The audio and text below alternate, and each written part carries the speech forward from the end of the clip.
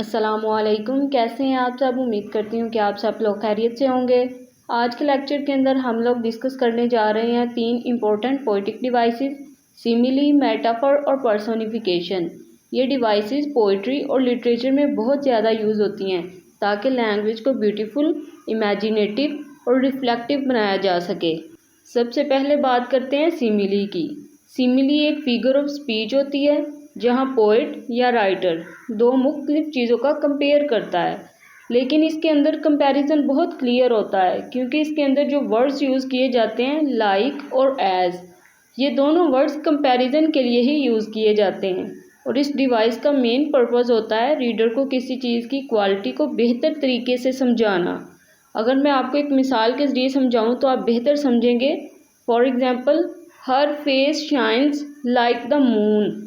यहाँ फेस और मून अलग अलग चीज़ें हैं, लेकिन लाइक के ज़रिए कंपैरिजन किया गया है।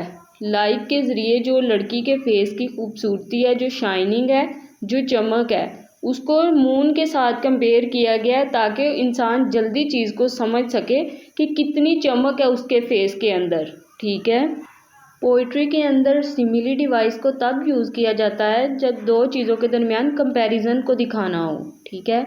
तो अब हम बात करते हैं मेटाफर की। मेटाफर डिवाइस को भी कंपैरिजन करने के लिए ही यूज़ किया जाता है, लेकिन ये कंपैरिजन इनडायरेक्ट होता है। आपने ये बात जहन में रखनी है। जब डायरेक्ट कंपैरिजन करना हो तो हम सिमिली को यूज़ करते हैं, लेकिन अगर इनडायरेक्ट करना हो तो फिर मेटाफर को यूज़ किया जाता है। ठीक है। मेटाफर के अंदर लाइक या एज को यूज़ नहीं किया जाता, बल्कि यहाँ राइटर सीधा कह देता है कि ये चीज़ दूसरे चीज़ के जैसी है। मेटाफर की जो डिवाइस है ये बहुत ज़्यादा पावरफुल होती है और डीप मीनिंग को क्रिएट करती है क्योंकि इसके अंदर सिंबल्स को ऐड किया जाता है, अलामतों को यूज़ किया जाता है। अब मेटाफर को एक एग्जांपल के साथ समझते हैं। Time is a thief. यहाँ टाइम को थीफ कहा गया है। ऑब्वियसली टाइम चोर तो नहीं होता, लेकिन यहाँ पे मेटाफर ये शो करवाता है कि टाइम जो है वो हमारी ज़िंदगी के मोमेंट्स को चुरा लेता है। अब यहाँ पे ये जो मेटाफर डिवाइस है इनडायरेक्ट कंपैरिजन कर रही है टाइम का थीफ के साथ। ठीक है।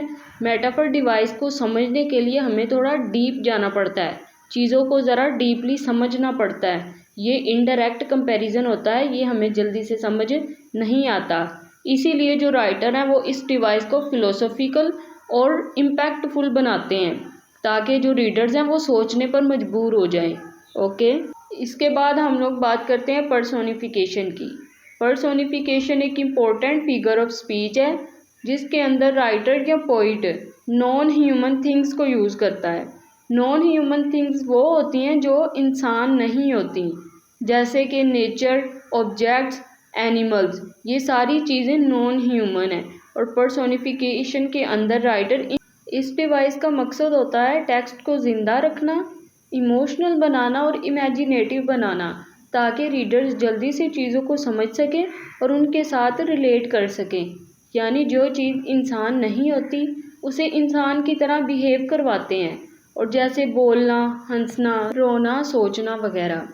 अब पर्सोनिफिकेशन डिवाइस को तब यूज़ किया जाता है जब नॉन ह्यूमन थिंग्स को ह्यूमन के जैसे बिहेव करवाना हो, क्योंकि ये जो ऑब्जेक्ट्स होती हैं यानी जो चीज़ें होती हैं जो इंसान नहीं होती, वो इंसानों की तरह बिहेव तो नहीं कर सकती, ना वो इंसानों के जैसे चल सकती हैं, ना वो हंस सकती हैं, ना वो रो सकती हैं। ठीक है। अब पर्सोनिफिकेशन डिवाइस को एग्जाम्पल के साथ समझते हैं। The wind whispered through the trees, यानी हवा दरख्तों के दरमियान सरगोशी करती हुई गुजरी। अब यहाँ विंड को ह्यूमन एक्शन विस्पर, देखिए विस्पर जो सरगोशी होती है वो तो इंसान ही कर सकते हैं ना, ट्रीज तो नहीं कर सकते क्योंकि ये नॉन ह्यूमन है, यानी नॉन ह्यूमन ऑब्जेक्ट्स है, ये इंसानों के जैसे बिहेव नहीं करती। इसी तरह द सन स्माइल्ड। अब यहाँ पे भी ये पर्सोनिफिकेशन है क्योंकि सन स्माइल तो नहीं करता, क्योंकि स्माइल तो कौन करते हैं, इंसान करते हैं। ठीक है।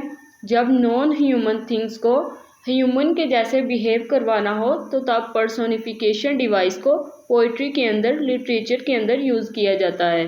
आज का लेक्चर हमारा अपने इख्तिताम को पहुंचा। नेक्स्ट लेक्चर के अंदर हम लोग डिस्कस करेंगे allusion, symbolism and imagery devices को। तो अगर आपको ये वीडियो अच्छी लगी है तो आप इस वीडियो को लाइक, चैनल को सब्सक्राइब और वीडियो को लाजमी शेयर कीजिए और बेल आइकॉन को भी क्लिक कीजिए ताकि मेरी जो नेक्स्ट लेक्चर की वीडियो है वो आप तक बआसानी पहुंच सके। तो मिलते हैं हम अपनी नेक्स्ट वीडियो के अंदर। अपना बहुत ज़्यादा ख्याल रखिएगा। अल्लाह हाफिज़।